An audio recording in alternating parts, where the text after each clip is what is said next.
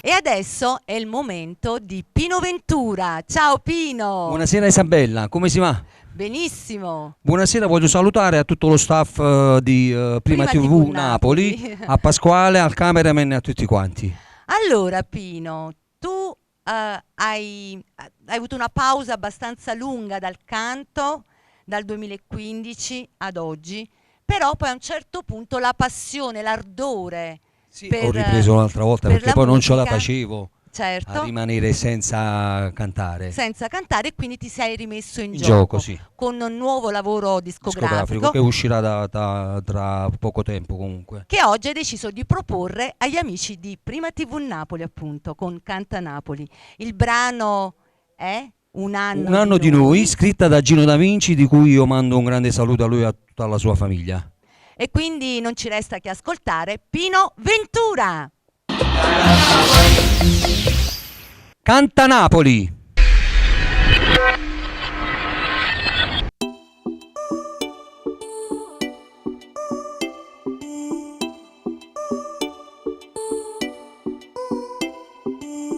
È quasi un'ora che ti aspetto, ma dove sei? È tutto pronto e ci manchi soltanto tu per festeggiare un anno di noi due. Tutto il momento più bello con te. Il tuo ritardo ha cominciato a preoccupare. Cos'è successo? Sei bloccata nel traffico e corre l'ansia come un treno in me.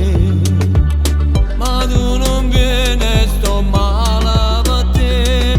È passata già mezza serata, non mi hai fatto una chiamata. Tu silenzio fa morire.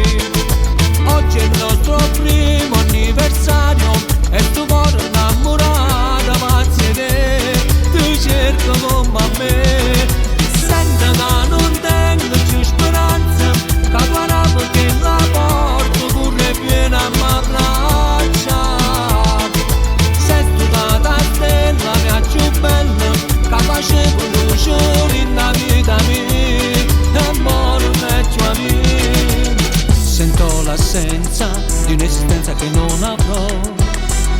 La sofferenza sarà l'amica nemica mia, perché a nessuno posso mai volere.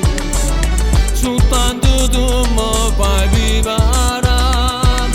È passata già mezza serata, non mi hai fatto una chiamata. Tu silenzio fa morire.